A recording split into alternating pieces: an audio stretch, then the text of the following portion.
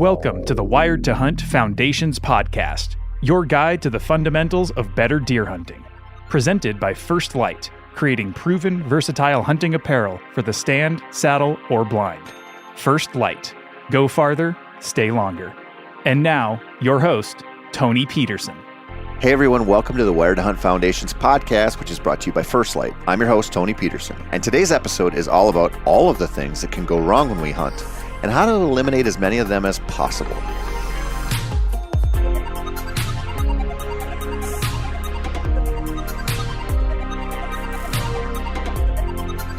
Before I get into this, I want to let you know that the MeatEater Trivia board game is finally available.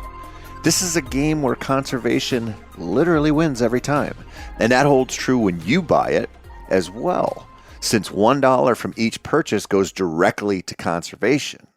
So if you've been listening and thinking that the crew at MeatEater is comprised of a bunch of dim-witted, slack-jawed First Light flunkies who really don't know the difference between a quail and an ostrich, now is your chance to show your stuff to your family or your deer camp brothers and sisters or your bar buddies.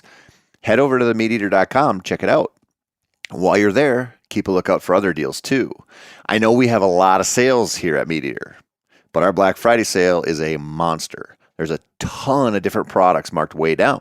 So whether you're having a little treat yourself moment or you need to get a little Christmas shopping done, you might find something at the site that is perfect for either.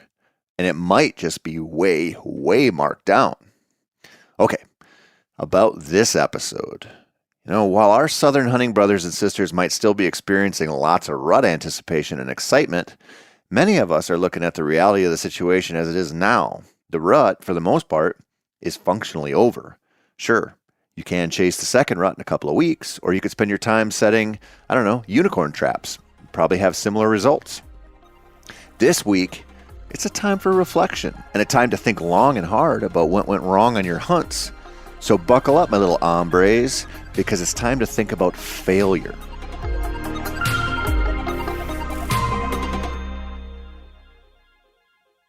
All right, you guys know that I'm a space nerd. I fly that flag loud and proud.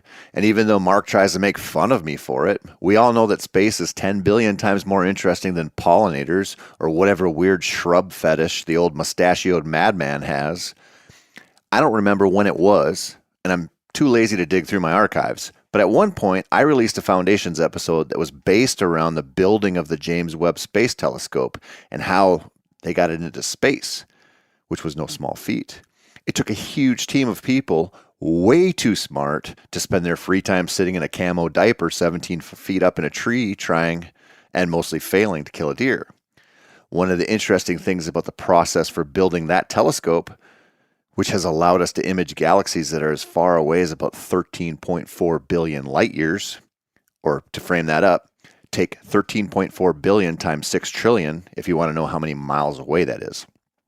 This telescope, which is a one of a kind, and I mean, after all, you couldn't just send the blueprints to China or some other manufacturing nation and expect them to turn these suckers out. It literally is a one of a kind thing. This thing was decades in the making, and it's a piece of finely tuned scientific instruments that could fail in so many different ways. That's not even addressing the big one, which is just getting it into space. Rockets and their highly flammable rocket fuel occasionally explode long before delivering their payloads into space. Now, when something like the James Webb Space Telescope gets into space, it's not a time to cheer too loudly just yet. Due to the size of it and the design, this thing had to be folded up and built to unfold and unfurl while it took a 1,000,000-mile journey to its final destination in space. There, it had to finish unfolding and unfurling and then calibrate several mirror panels while also cooling off to a temperature that would allow it to image infrared light without any interference. I can't imagine the anxiety of being involved with that. Mostly because the entire thing was built with 344 single-point failures. If any of those 344 failures happened, the results were pretty severe and would disrupt the mission. In this case, from the super thin sun shield spreading out like wings to the honeycomb-shaped primary mirror that is coated with gold and looks pretty badass, things had to go perfectly right. If one of those 344 had gone wrong, it's very likely that we would have launched a $10 billion paperweight into space. This is the nature of single point failures, but doesn't address them completely. A failure at one point might not necessarily mean a direct end to the functionality, but it would mean that other single point failures were about to happen. That's the old cascading failures concept. I know this sounds like a giant roll of the dice with a lot of taxpayer money involved, but the truth is the team that designed this deep space observer left as little to chance as possible. They weren't just crossing their fingers that it would work. They built in redundancies when they could, and were very diligent about testing and retesting the whole thing in a lab before shooting it off into space. It worked, even when the odds seemed like they were way, way stacked against the whole project. This, my friends, is kind of like the odds of going out on any given sit and killing a big buck, or a medium-sized buck, or if it's anything like my season, a doe. There are single-point failures in deer hunting, and they all have an opportunity to take us from deer hunting heroes to zeros real fast. Let me tell you about two that recently happened to me to frame this whole thing up. A couple of weeks ago, I drove to the great state of North Dakota to try to arrow a public land buck. The spot I walked into is one that I hunted for a few days in 2019. Now, I sat there for those days, and I killed a great buck. It's a pinch point along a river, and it's prime spot for bucks traveling during the rut. I figured with the massive cold front we had and the general lay of the land, it would sort of be a done deal before too long. And honestly, the first deer I saw after a few hours of sitting was a very solid 11-pointer. He walked into 26 yards, and when my cameraman finally had a clear view, I realized I was about to kill a big public land buck on my very first sit. It was one of those shots where the buck was totally relaxed. He was just munching on acorns, and I had all the time in the world. Now I remember my pin being right on his vitals, and when I hit the release, it should have been all over. But what it sounded like was a very loud twang, and I watched a very healthy deer run away.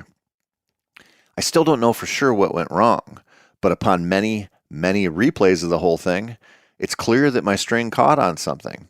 And listen, I was all bulked up because it was really cold and super windy, and I just didn't have the clearance I needed for that shot angle. That's a single point failure. It was sad, but it got a lot sadder as I was recapping the miss with the camera, and halfway through the cameraman's eyes bugged out and he said, "Big buck, right there." I turned around and found out that he was not lying. 10 yards away looking at me was a really good buck.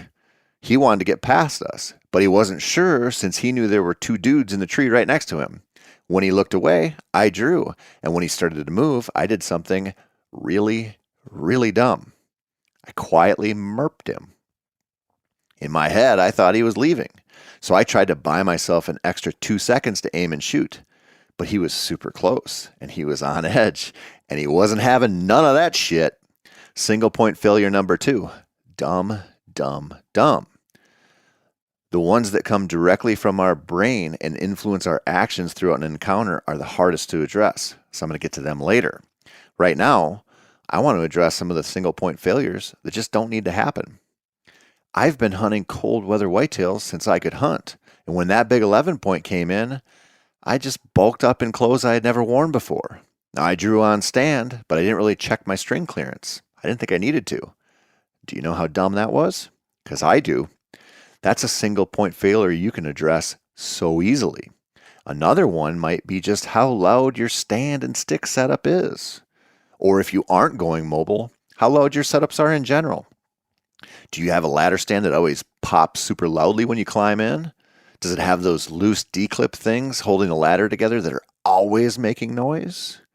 Have you climbed in there when it's 60 degrees and when it's 10 degrees? Because there might be a difference.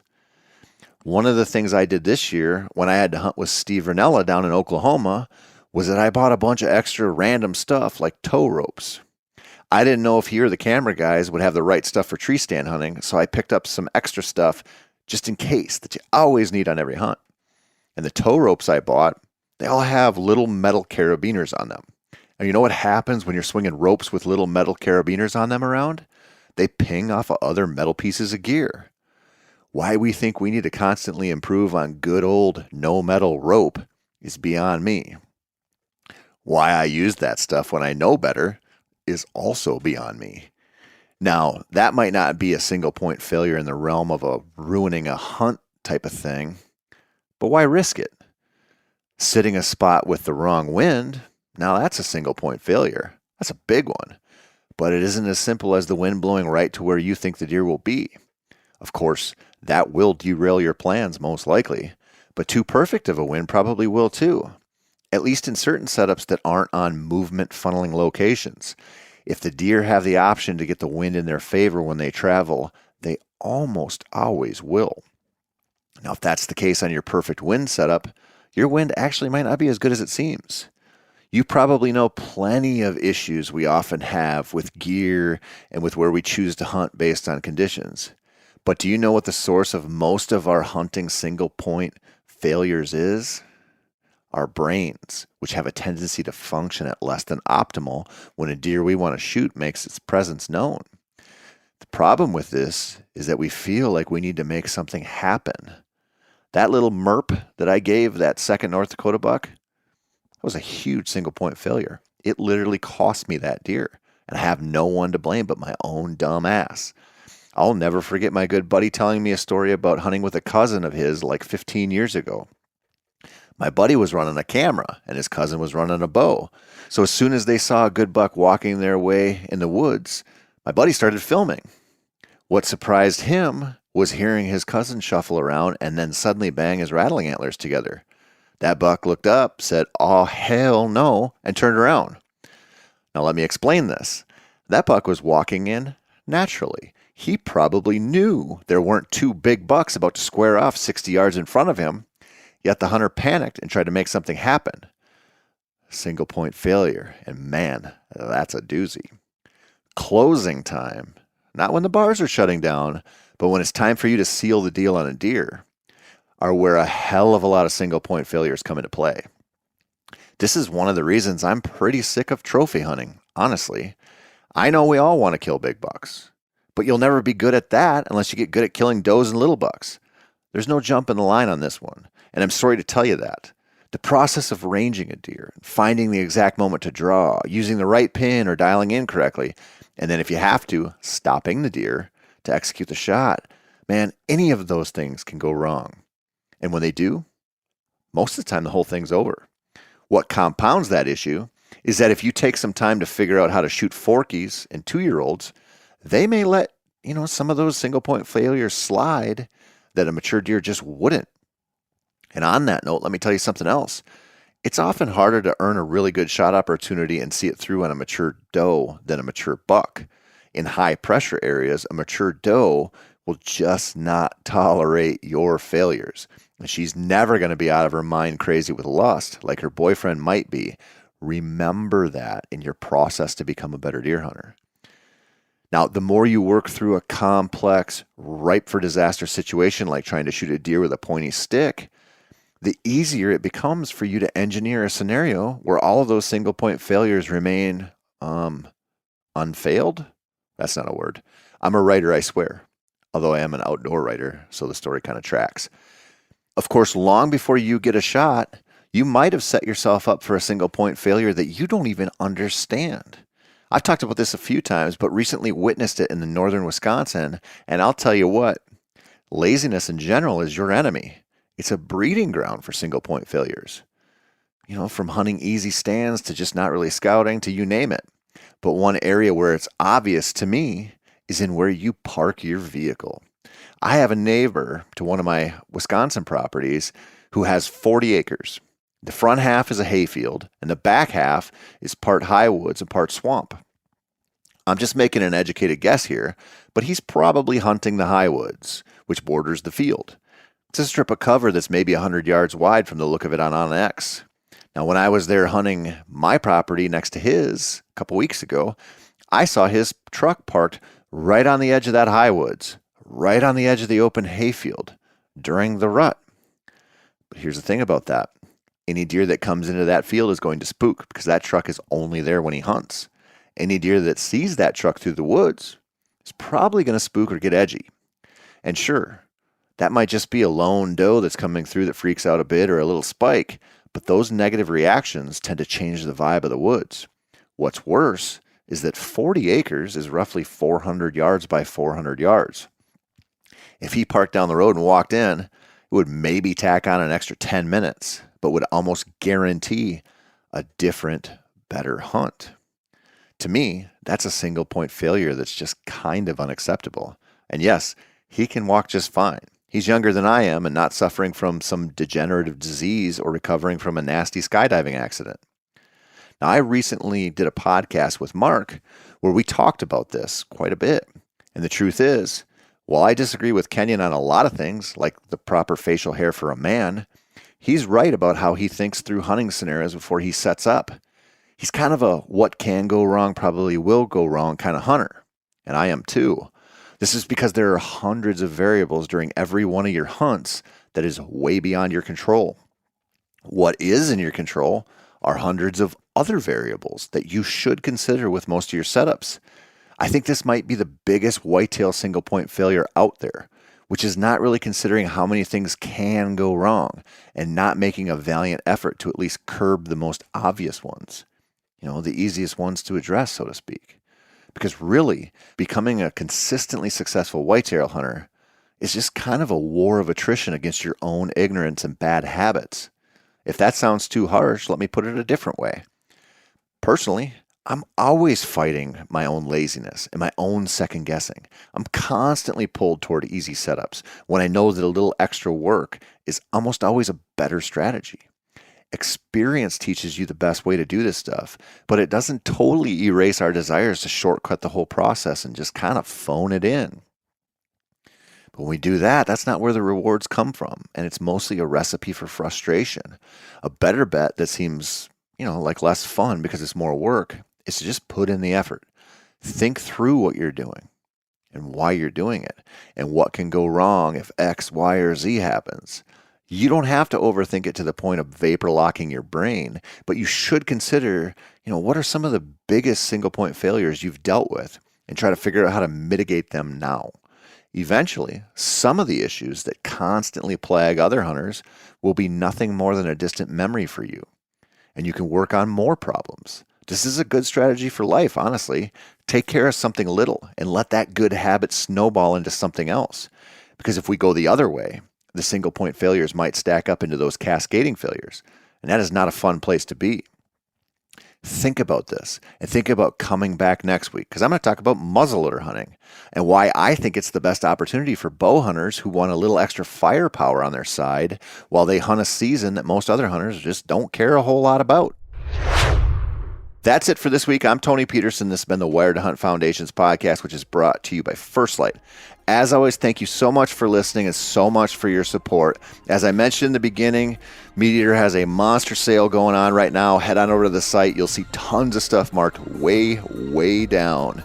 And if you want more content while you're there, you can check out articles written by me, Mark, guys like Bo Martonic, Alex Gilstrom, Adam Moore, a whole bunch of really good whitetail hunters. And you can find all of our other podcasts and a whole bunch of video series over there at themeateater.com. Go check it out.